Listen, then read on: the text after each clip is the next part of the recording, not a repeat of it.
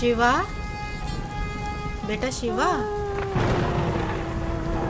शिवा क्या सोच रहा है बेटा? चल खाना खा ले। माँ, पापा शराब पीना कब छोड़ेंगे? तू टेंशन क्यों लेता है बेटा, मैं हूं ना। लगता है मुझे पढ़ाई छोड़नी पड़ेगी। क्यों, क्या हुआ? हुआ क्या माँ, स्कूल की फीस कभी टाइम पर पहुँचती नहीं। इस बात के लिए मुझे टीचर की भी सुननी पड़ती है। मेरे सारे दोस्त ऐसे देखते हैं जैसे मैं एक भिखारी हूँ। शराब हमारे पापा पीते हैं और लोग हमें बुरी नज़र से देखते हैं। हमारी कहीं कोई इज्जत नहीं है माँ। ऐसे क्यों कहता है पगले? पापा को समझाएंगे, तू चिंता मत कर। माँ, आज मैम ने बोला है 2 दिन के अंदर अगर मेरी फीस जमा नहीं हुई ना तो मैम ना क्लास में बैठने देंगी और ना एग्ज़ाम में।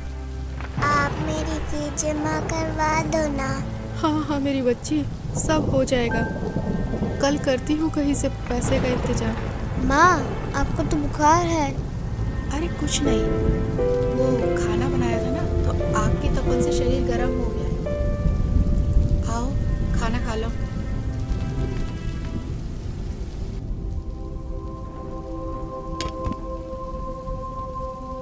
और हाँ, पढ़ाई छोड़ने के बारे में सोचना ही मत, समझे?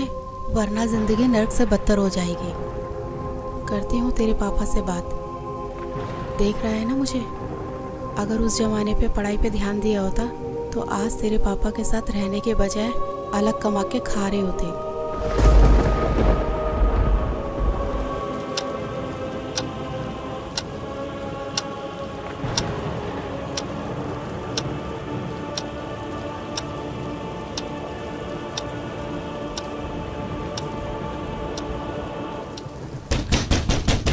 साले, दरवाजा खोल।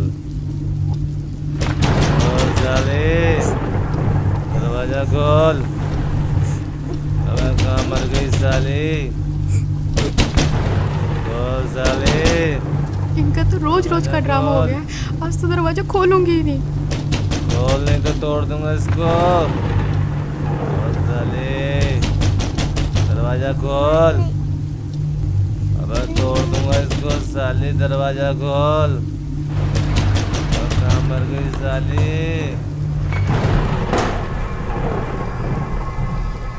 तू करती क्या रहती है साली? इतनी देर लगती है दरवाजा खोलने में? बोल हरामजादी, क्या कर रही थी? देखो मेरी बात सुनो, आप रोज रोज पी कर आते हो, बच्चे भी डर जाते हैं। तू मुझे समझाएगी? अब मुझे तुझसे सीखना पड़ेगा कि घर कब आते हैं और कैसे पीते हैं।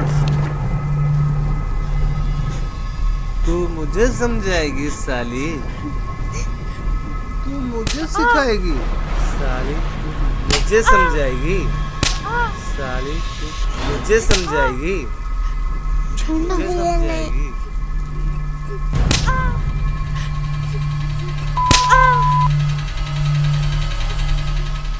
मुझे समझाएगी? पापा मत मारो ना माँ को, पहले से बीमार है। तेरी इतनी मजाल, तू मुझे रोकेगा? हैं? देख क्या रहा है? देख क्या रहा है? मत मारो। चल हट।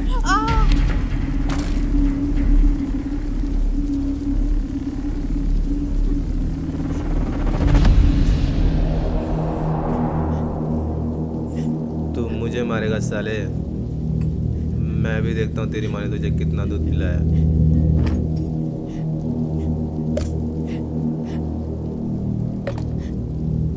आजा मार, मार साले, मार।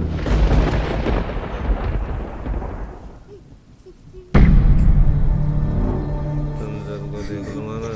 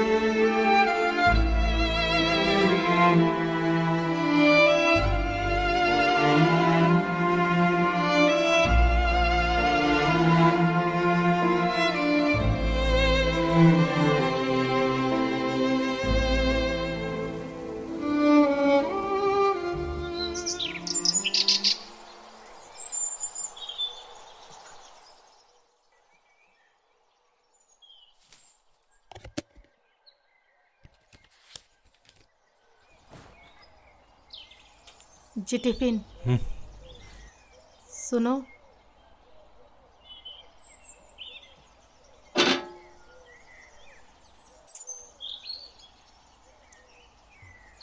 माँ, माँ, जल्दी चलो, मैं स्कूल के लिए लेट हो रही हूँ।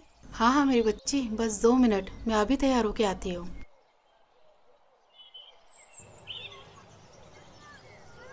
शिवा बेटा, तू आराम कर, मैं राधिका को स्कूल छोड़ के आती हूँ। ठीक है माँ।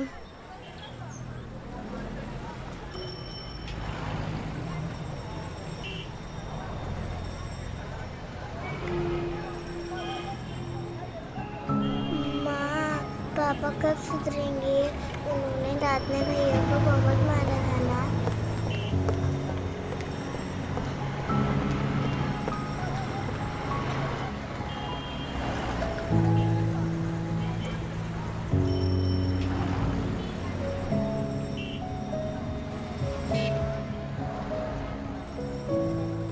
हे भगवान, कब तक इन बच्चों को दिलासा दूँ?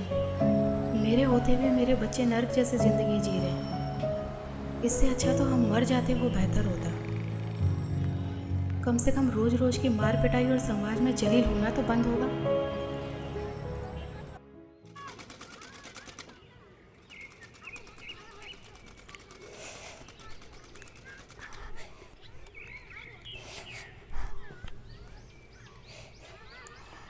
अरे मैं बोल रही थी ना कि मैं लगा देती हूँ।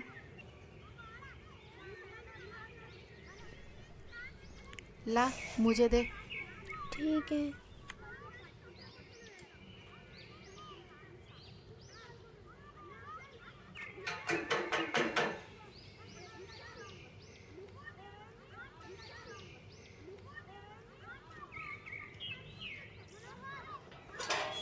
अरे नीलम दीदी, आइए आइए। और पुष्पा बहन, ठीक हो आप? बस दीदी, कट ही रही है। अच्छा, सूट सिल दिया मेरा? बस दीदी, वो आप ही का सूट सिल रही थी। अरे शिवा बेटा स्कूल नहीं गए आज? आंटी अरे वो कुछ नहीं, इसकी तबीयत खराब थी ना, तो इसलिए आज इसकी छुट्टी करा दी। अच्छा अच्छा पुष्पा, कल भाई साहब फिर शराब पी के आए थे क्या? रात को अब सबके चिल्लाने की आवाजें हमारे घर तक जा रही थी। क्या करे दीदी, पिछले जन्मों में कुछ पाप किए हुए हैं तो वो इस जन्म में भोगने ही पड़ेंगे। नहीं पुष्पा बहन, ऐसा नहीं है। मैंने आपको कितनी बार समझाया है, पूर्ण परमात्मा पाप कर्म दंड का भी नाश कर देते हैं। यहाँ तो पाप कर्म भोगते भोगते जिंदगी का ही नाश हो गया है, बस अब और नहीं। क्या मतलब? मतलब क्या है दीदी, इन्होंने सुधरना तो है नहीं, निकल जाऊंगी अपने बच्चों को लेकर, और क्या। कैसी बातें कर रही हो? ये तो समस्याओं का हल निकालने के बजाय उनसे दूर भागना हुआ। जब से इनके बिजनेस में घाटा हुआ है, इन्होंने तो घर का पूरा हुलिया ही बदल दिया है। रोज डेली शराब पी कर आते हैं और सारा गुस्सा हम पर उतारते हैं। हल निकालते निकालते मैं थक चुकी हूँ, बस अब और नहीं सह सकती। मेरे पास अब 2 ही रास्ते बचे हैं, या तो घर छोड़ के चली जाओ, नहीं तो फिर मैं आत्महत्या कर लूँ। नहीं पुष्पा, ये बिल्कुल गलत है, और आत्महत्या तो महापाप है। पुष्पा, अगर इस नरक भरी जिंदगी से निकलना चाहती हो तो उसका एक ही रास्ता है, जिसके बारे में मैं तुम्हें बार बार समझाती हूँ। तुम बस एक बार संत रामपाल जी महाराज जी से नाम दीक्षा ले लो, फिर देखना तुम्हारा जीवन कितना सुखमय हो जाएगा। एक सच्चे संत के पास हर समस्याओं का समाधान होता है। अच्छा मजाक करती हो दीदी, भला नाम दीक्षा लेने से भी इनका कुछ हो सकता है क्या? कितनी तो हमने झाड़ फूक करवा ली, कितने इनको नशा मुक्ति केंद्र में भेज लिया, और ना जाने कितनी इनको दवाइयाँ मैंने खाने में मिला कर दी, पर इनका नशा नहीं छूटा। और हाँ, आप बोल रहे हो कि गुरु बनाकर भक्ति करने से सब ठीक हो जाएगा, तो आपको बता दूं कि हमने काफ़ी गुरु बनाकर भी देखे हैं, पर इनका नशा छूटने के बजाय और बढ़ गया है, तो इन गुरुओं से भी कोई फायदा नहीं है। हाँ बिल्कुल सही कह रही हो पुष्पा बहन, लेकिन मैंने कहा ना, एक सच्चे संत से ही नाम दीक्षा लो, क्योंकि एक सच्चा संत आपके सभी दुखों को दूर कर सकता है। और संत रामपाल जी महाराज जी तो पूरे विश्व में एकमात्र ऐसे संत हैं जो शास्त्रों के अनुसार सत्य भक्ति बता रहे हैं, जिसके करने से राक्षस भी देवता बन जाते हैं। दीदी, मैं पहले से ही दुखी हूँ। मैं पैसे कहाँ से लाऊंगी गुरुओं के पास जाने के लिए? और आपको तो पता ही है कि घर की हालत कैसी है और इसके पापा कितनी शराब पीते हैं। मैं सब जानती हूँ, मैंने भी ये नरक भोगा है। पुष्पा बहन, क्या तुम भूल गई? जब मेरे पति शराब पीते थे, वो घर के अंदर होते थे, मैं बच्चों को लेके बाहर रात गुजारती थी। जो भी हाथ में आता था वो सब कुछ बेच देते थे। हमें पीटना उनका रोज का काम था। लेकिन हाँ, जब मैंने संत रामपाल जी महाराज जी से नाम दीक्षा ली, तो आज मुझे देखो, मैं अपने घर में सुख और शांति से रह रही हूँ। अब मुझे किसी तरह की कोई परेशानी नहीं है। मेरे पति ने शराब पीनी छोड़ दी और परमात्मा की दया से उनकी नौकरी लग गई। और हाँ, पैसों की चिंता मत करो, संत रामपाल जी महाराज जी के आश्रम में किसी तरह का कोई पैसा नहीं लगता। अच्छा। हाँ बिल्कुल। हाँ दीदी, सही कह रहे हो। आपकी पहले क्या हालत थी ये तो मैं अच्छे से जानती हूँ। तो फिर जब संत रामपाल जी महाराज जी से नाम दीक्षा लेने के बाद मेरे पति का नशा छूट सकता है, तो भाई साहब का नशा भी गारंटी से छूटेगा। पता नहीं दीदी, वो दिन कब आएगा। मेरी बात मानो, कल मेरे साथ सत्संग में चलो, वहाँ से नाम दीक्षा ले लो। फिर देखना, आपके पति की नशा करने की आदत भी छूट जाएगी और आपके घर की आर्थिक स्थिति भी ठीक हो जाएगी। जी ठीक है दीदी, कल संत रामपाल जी महाराज के सत्संग में भी चल के देख लेती हूँ। जहाँ इतना सब कुछ कर लिया तो इतना और सही। जी ठीक है जी। अगले दिन पुष्पा नीलम के साथ सत्संग में तो चली जाती है, लेकिन उसको नहीं मालूम था कि इस बारे में रमेश को भी पता चल जाएगा।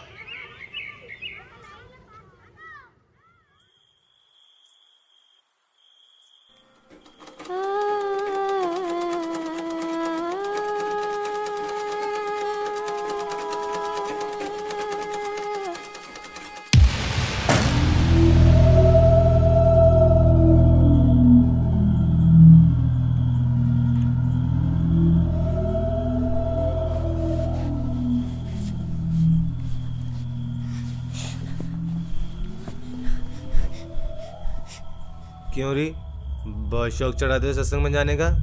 मुझसे पूछे बगैर तेरी हिम्मत कैसे हुई घर से बाहर जाने की? हैं? कोई और जगह नहीं मिली पूरी दुनिया में? सत्संग में जाती है साली, सत्संग के बहाने कहाँ जाती है? आप जैसा शराबी कबाबी कभी नहीं समझ सकता सत्संग की कीमत को। दूर रहो मुझसे।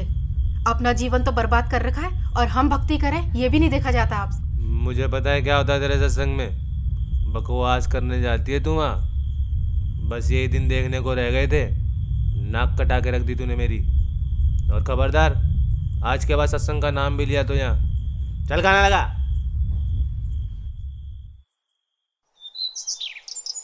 रमेश सत्संग को बहुत बुरी जगह मानता था, लेकिन कुछ दिन बाद जब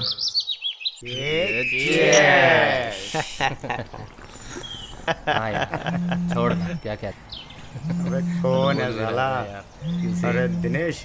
अरे पूछ आ जाएगा कि नहीं? अरे दिनेश। हाँ सुमित। अरे क्या हाल है मेरे भाई? आज आए क्यों नहीं यार? अरे कुछ नहीं, वो बस ऐसे ही। अरे यार तेरे बगैर तो पार्टी में मजा ही नहीं आता यार। हाँ ठीक है, ये बता रमेश है वहाँ? कौन? रमेश? हाँ है ना, ये ले बात। हाँ दिनेश भाई, कैसा है मेरे यार? बढ़िया भाई। आ जाया नहीं तू यार? अरे अरे दारू के पैसे हम दे देते भाई। अरे वो सब छोड़, तू ये बता कि तुझे पता है कि भाभी कहाँ जा रही है? क्या मतलब? मैंने अभी मिश्रा की वाइफ के साथ सत्संग में जाते हुए देखा है। इसकी और हाँ, तो आज तो तेरे दोनों बच्चे भी साथ हैं। इसकी तो अरे क्या हुआ छोड़ भाई? यार। क्या हुआ? अरे कुछ नहीं यार, तुम्हारी भाभी आज फिर सत्संग में जा रही है। अरे समझाने उसे, बिगड़ जाएगी वो।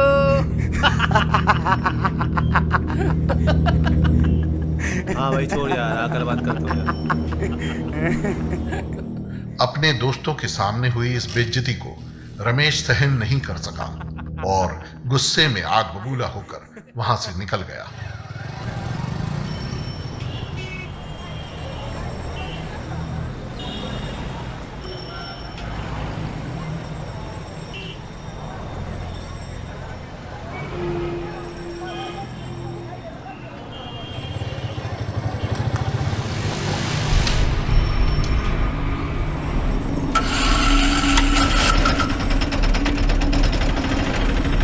चल साली, आज तेरा सत्संग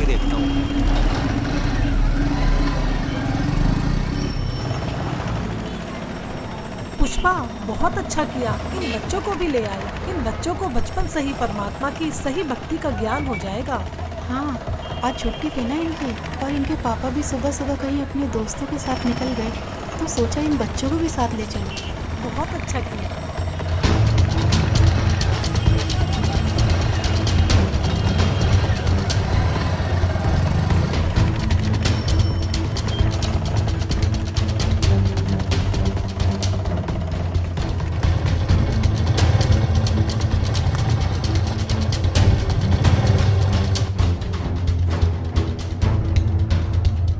क्या बताते हैं भगवान, परमात्मा हमें याद दिलाते हैं।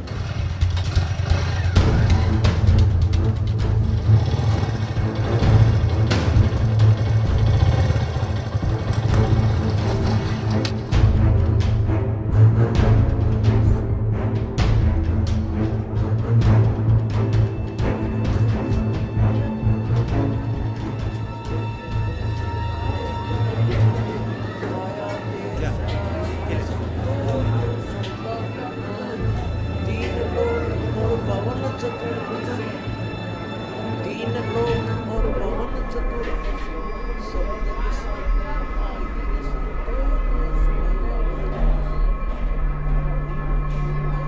दुगने तिगने किए चौगने, दुगने तिगने किए चौगने, किन मूल गवाई रे संतो यो सौदा फिरनाई, यो सौदा फिरना ही ये संतो, ये सौदा फिरना।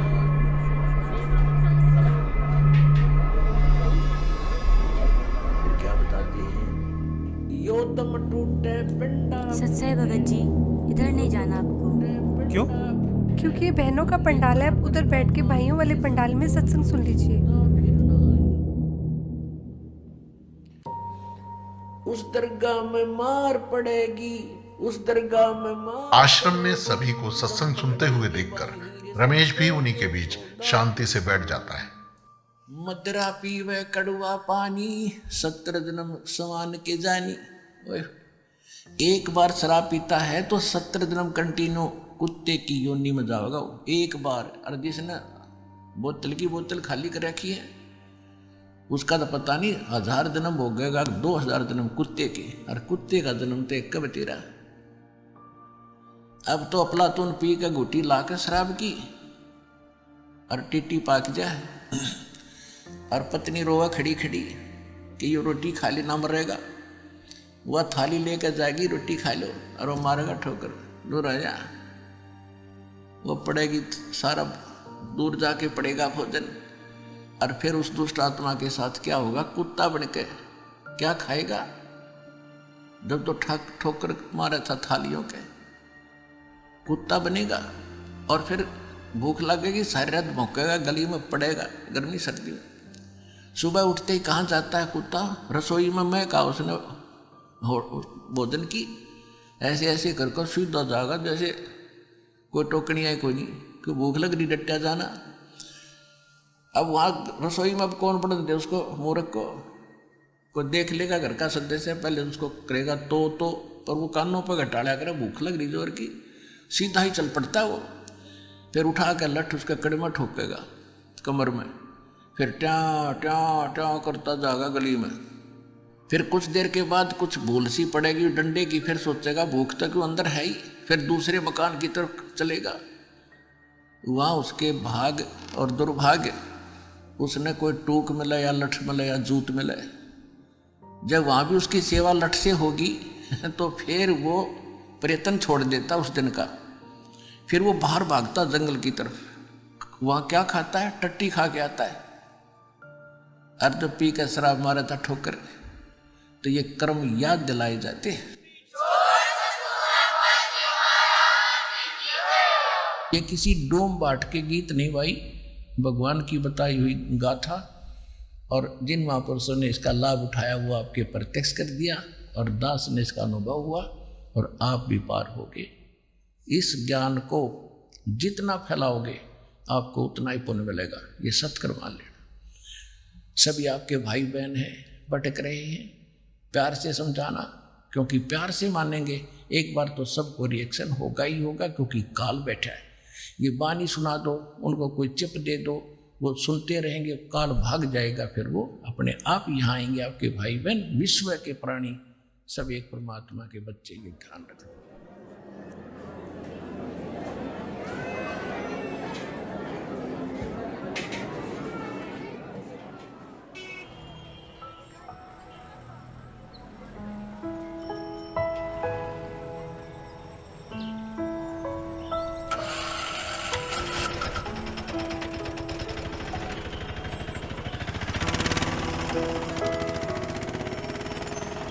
और राधिका बेटा, आपको सत्संग में जाना कैसा लगा? मुझे तो बहुत अच्छा लगा आंटी। और शिवा बेटा, आपको कैसा लगा?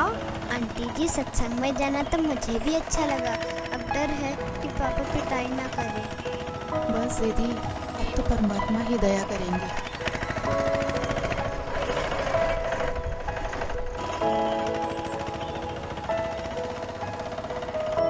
अच्छा पुष्पा, चिंता मत करना। सत साहेब जी। अच्छा बच्चों, सत साहेब।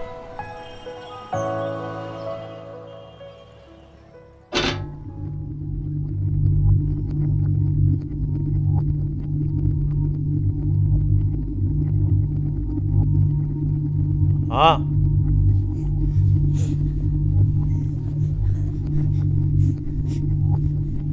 कहाँ गए थे तुम? जी वो यहीं बस वो चुप कर। कहाँ लगा? पता नहीं कहाँ घूमती रहती है। जी ठीक है, लगाती हूँ।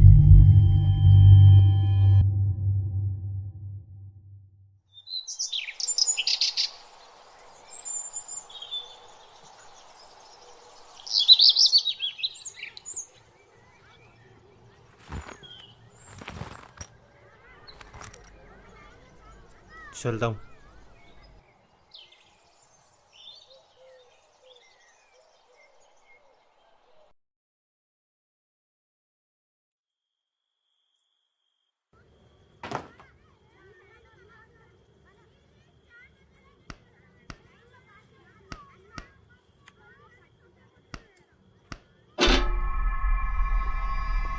माँ,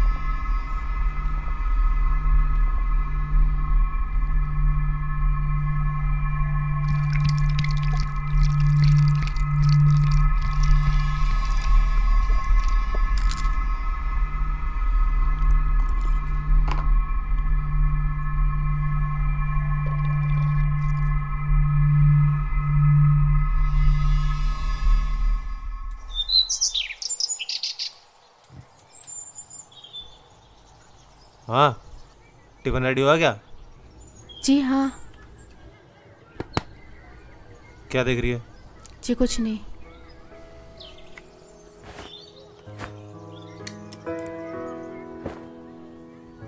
बच्चों की फीस जमा कराई क्या? जी नहीं, वो अभी नहीं। ये ले पैसे, बच्चों की फीस जमा करा दियो।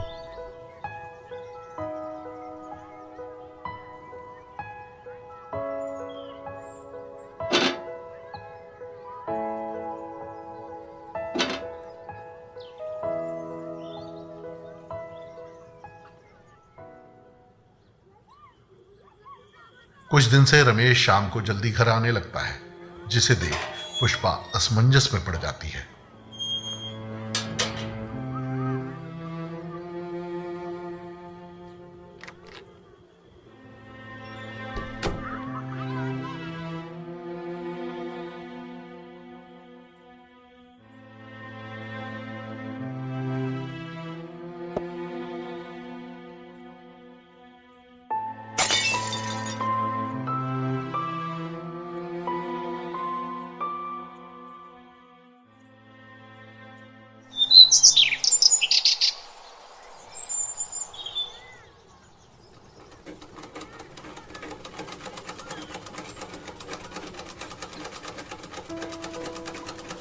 माँ, पापा आजकल दारू घर पर लाकर क्यों पीने लगे? पहले तो बाहर से पीकर आते थे।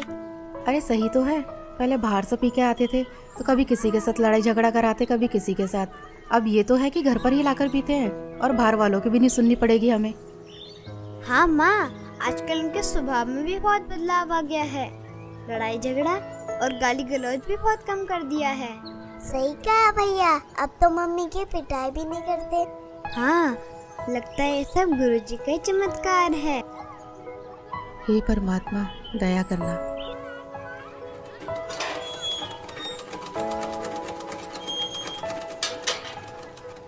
अरे नीलम दीदी, आइए आइए। और पुष्पा कैसी हो? बस दीदी, मालिक की दया है। अच्छा पुष्पा, मैं ये बताने आई थी, कल सत्संग है आश्रम में, क्या आप चलोगे? नहीं दीदी, कल तो इनके पापा की छुट्टी है तो नहीं हो पाएगा। कोई नहीं। हाँ, अगर पिछली बार की तरह इनका बाहर जाना हुआ तो चल पड़ेंगे। जी मालिक ही दया करेंगे। अच्छा बहन, चलती हूँ। सत साहेब। सत साहेब।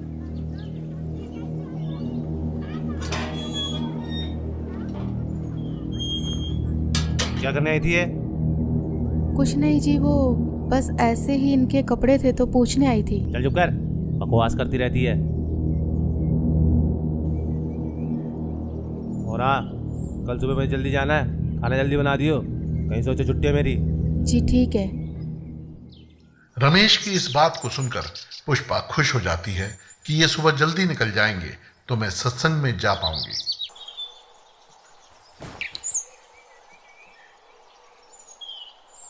अच्छा ठीक है, मैं जा रहा हूँ। ठीक है जी।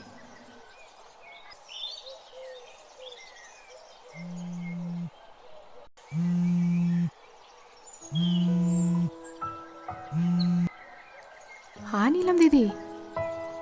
जी दीदी। हाँ दीदी, मैं 5 मिनट में तैयार होके आती हूँ। जी जी जी जी। माँ, हमें भी ले चलो ना सत्संग में। हाँ माँ, हाँ बहुत अच्छा लगता है। ठीक है मेरे बच्चों, तुम्हें भी लेके चलती हूँ, चलो।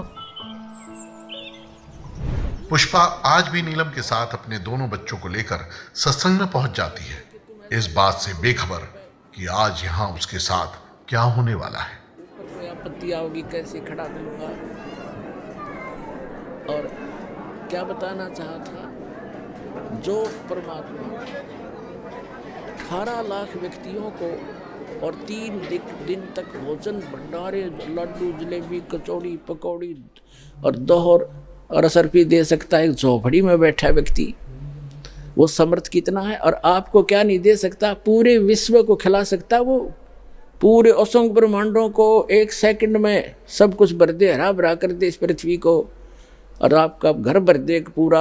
अगर विश्वास करोगे तो ये सत्कर मान लेना, उस समर्थ का सहारा आपको है। हाँ हाँ दीदी, बहुत अच्छा लगा।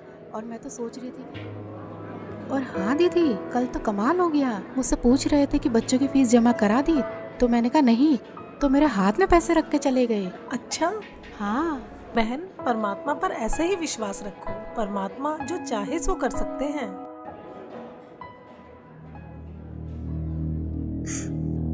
पापा, पापा, माँ, हाँ बेटा। पापा। अरे पुष्पा जाओ। नहीं दीदी, मैं नहीं जा रही। जाओ जाओ। ठीक है, जाती हूँ।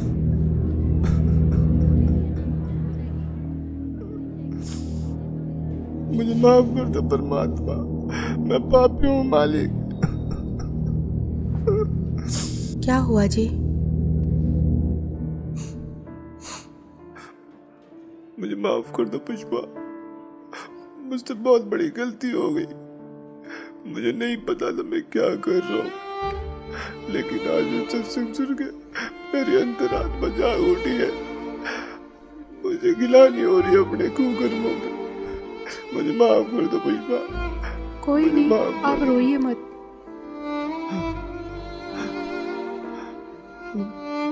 शिवा बेटा, मुझे माफ कर दे बेटा। मैं आज के बाद कभी भी तुम्हें शिकायत का मौका नहीं दूंगा।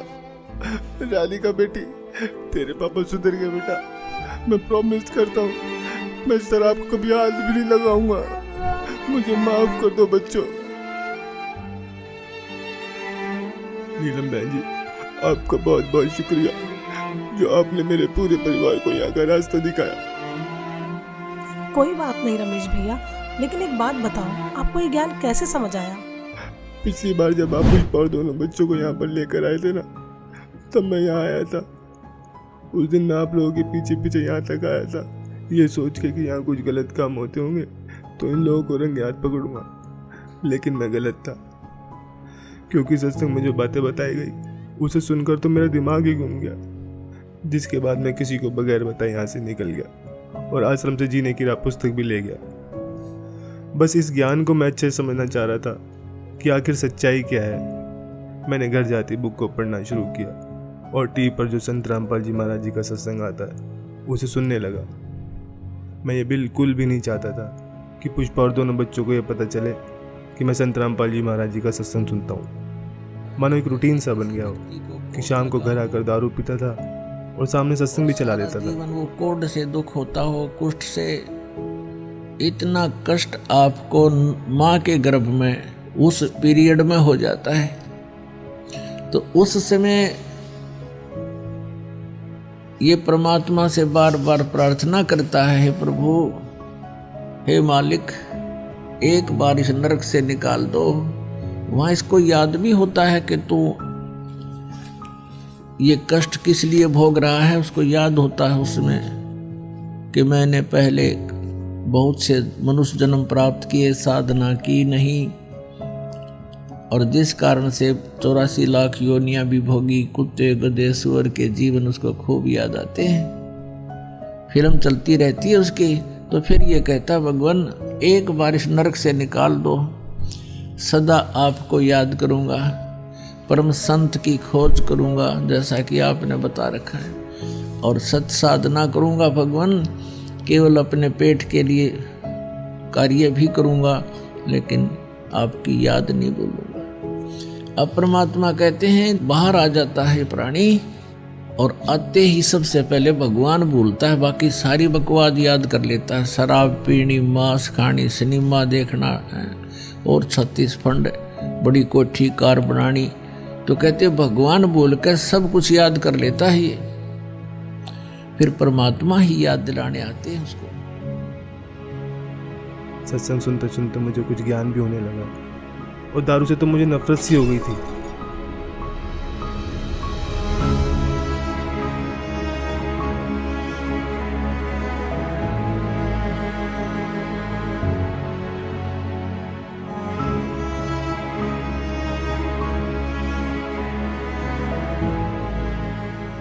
और फिर कल जब आप घर पर आए, पुष्पा से सत्संग में चलने के लिए पूछ रहे थे ना, तब मैंने आप दोनों की सारी बातें सुन ली थी। मैं बिल्कुल भी नहीं चाहता था कि पुष्पा और दोनों बच्चे मेरी वजह से सत्संग में ना जा पाए, इसलिए मैंने पुष्पा से झूठ बोला कि मुझे सुबह कहीं बाहर जाना है। फिर मेरे मन में भी आया कि क्यों ना मैं भी आज सत्संग में चलूं, तो आज मैं भी सत्संग में आ गया। संत रामपाल जी महाराज वाकई में पूर्ण संत हैं, जिन्होंने मेरे पूरे परिवार के साथ साथ मुझे भी यहाँ खींच लिया और मेरे अंदर के राक्षस को मारकर एक देवता बनने का रास्ता बताया। सुबह का भूला यदि शाम को घर आ जाए तो उसे भूला नहीं कहते। और अब आप संत रामपाल जी महाराज जी का ज्ञान समझ गए हो तो इससे बड़ी खुशी की बात और क्या होगी। जी, अब मुझे भी नाम दीक्षा दिला दीजिए, जिससे मेरे पाप कर्म कुछ हल्के हो सके। हाँ हाँ, क्यों नहीं भाई साहब, आइए। जी हाँ बच्चों, चलो। आज रमेश भी संत रामपाल जी महाराज जी से जुड़ जाता है और अगले ही दिन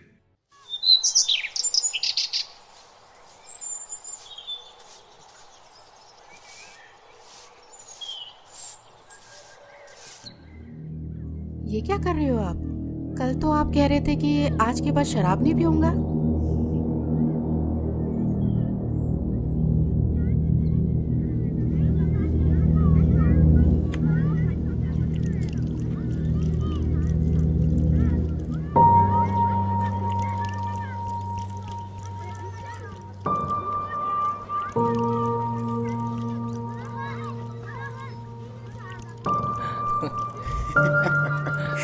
कल तो पुलिस वालों ने बहुत मारा यार। अबे देख देख। अबे रमेश, ये क्या कर रहा है यार तू? पागल हो गया क्या? क्यों? अबे इतनी महंगी दारू तू नाली में गिरा रहा है। भाई मैं पागल हुआ नहीं हूँ, पागल था, लेकिन अब मैंने संत रामपाल जी महाराज जी से नाम उपदेश ले लिया है। और मुझे अब ये ज्ञान भी हो गया है कि इसे पीने के बाद कितना पाप लगता है। सोचो एक आकर बिल्ली हज को चली। हाँ यही समझ लो। अबे तो गिराने से क्या फायदा, हमें दे दे। भाई जब मुझे ज्ञान नहीं था ना तब तक मैंने तुम्हें खूब पिलाई, लेकिन अब मुझे ये भी पता चल गया है कि ये चीज़ मैं किसी को पीने के लिए भी दूंगा ना तो भी मैं पाप का भागी बनूंगा। तो ये जहर मैं अब किसी को भी नहीं दे सकता। चल यार, ये तो बाबा बन गया है। अंकल जी यही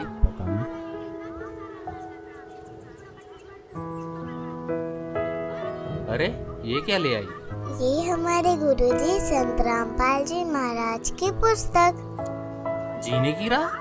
हाँ अंकल जी, जीने की राह, जिसे पढ़ने के बाद लाखों लोगों ने भी नशा छोड़ा है। तो आप भी पढ़िए।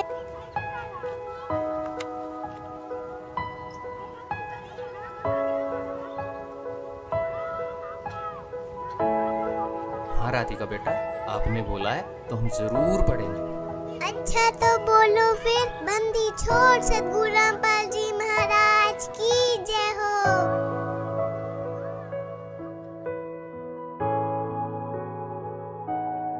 तो दोस्तों आपने देखा आखिर किस प्रकार रमेश का नशा छूट जाता है। संत रामपाल जी से जुड़कर लाखों लोगों ने अपना नशा छोड़ा है। संत रामपाल जी ही पूरे विश्व में एकमात्र ऐसे संत हैं जिनके लाखों फॉलोअर्स हैं, जिनमें से कोई भी नशे पते को हाथ तक नहीं लगाता। उनका मिशन है कि पूरे विश्व से नशे को खत्म कर सबको सत भक्ति मार्ग पर लगाना, ताकि आप और हम सभी मनुष्यधारी जीवों का यह मनुष्य जीवन सफल हो जाए। धन्यवाद।